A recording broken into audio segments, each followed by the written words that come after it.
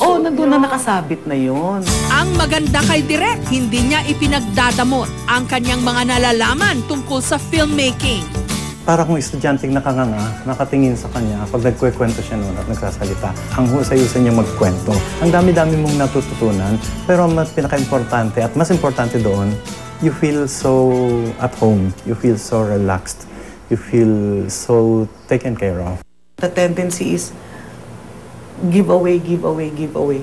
Kaya nga ako nagtuturo kasi sabi ko, Ricardo, Ricky Lee, ituro na natin lahat ng alam ko kasi ayokong dalhin ito. Ayokong dalhin ito. Sayang naman. Sino gagamit nito? Oo, that's why we continue to teach yung mga ganon. Yung love for strangers, which I didn't really experience before. But to be able to love someone whom you don't know, only because that person is a human being like you. At bagamat dinapuan siya ng breast cancer, nakagawa pa siya ng isang pelikula, ang Ikaw ang Pag-ibig. Batong leukemia. Napapagod na ako ng kahihintay ng sagot.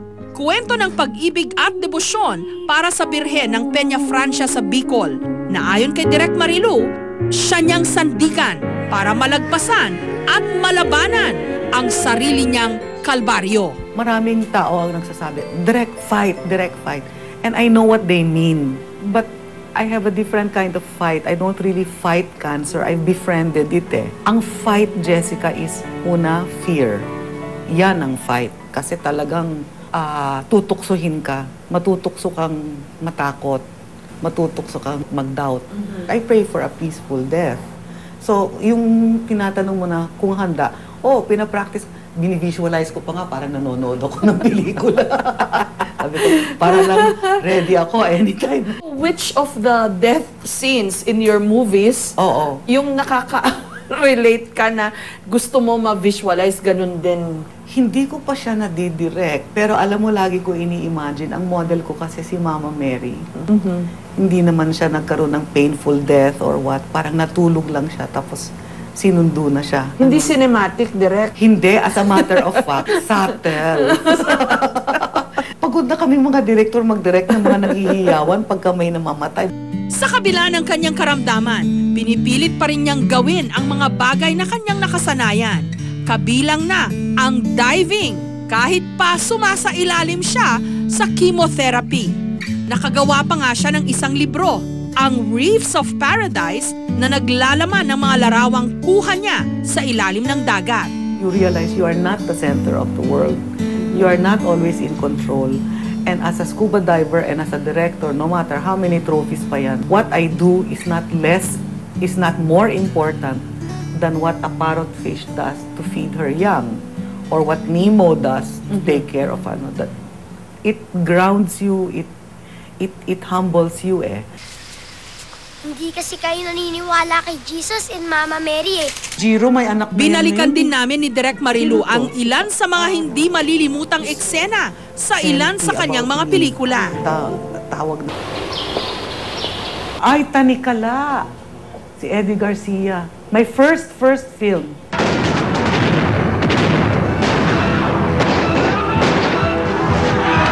Believe it or not, we built Madrid and several of the courthouses in La Mesa Dam. Nung nagkaroon ako ng cancer, hindi ko na-miss yung pagiging direct sa set.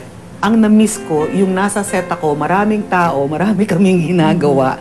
We're enjoying and I was physically fit kasi I'm a buff. I mean, I love going to the gym, I love swimming. When they say Marilu Diaz-Abaya, they will always remember you for the classics and the movies that you've done, like Rizal. Ang hinihingi lang namin ay pagkakapantay-pantay. Muro Ami. Ligtasin ang sarili niyo!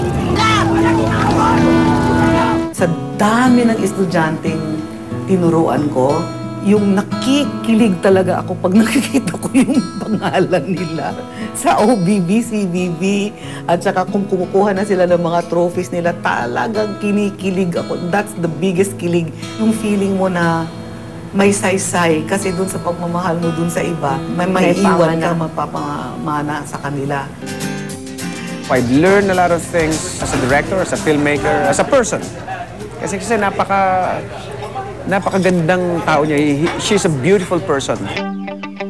At hindi lang pala mga tiga-showbiz ang natutumula sa kanya. Katulad na lang ni na Father J at Father Arnold na naturuan din niya ng film at TV production. Kuha ang picture na to sa studio ng Amano. Okay pa siya dito. Wala pa siyang sakit nun. Dahil matagal na raw na hindi nadadalaw ni na Father J at Father Arnold si Direk Marilu, mula Pampanga, lumuwas sila ng Maynila para sorpresahin ang kanilang nanay-nanayan. Ay, sus!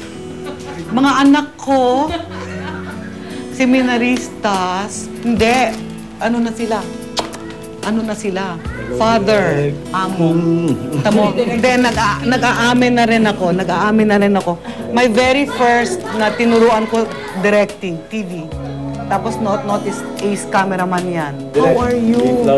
Uy, buhay pa ako. Buro hindi, buro. Buro. Bawal po sa akin ito. Pero binindisyonan ng aking mga anak na si Father J at si Father Not.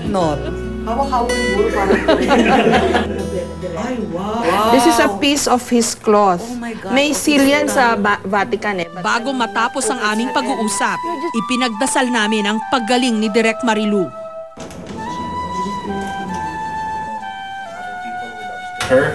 Give her strength to face all the challenges in her life. We ask this through Christ our Lord. Amen.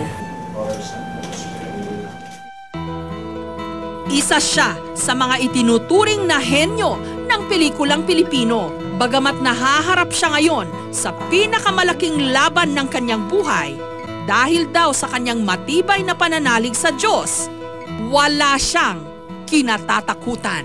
Biggest lesson, Direk, na natutunan niyo? Love in all its forms. You tend to take love for granted. We don't show it enough. And most of the time, it's because we don't have time enough. What cancer has given me, as I mentioned, first thing is time.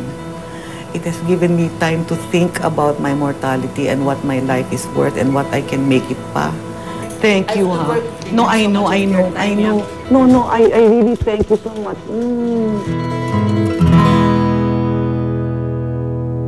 Matapat na paglilingkod ng kasambahay sa kanyang amo, may sukli naman kayang kakaibang pagmamahal. Nanay carries half the sky for me, and my life has not been easy. This program is being brought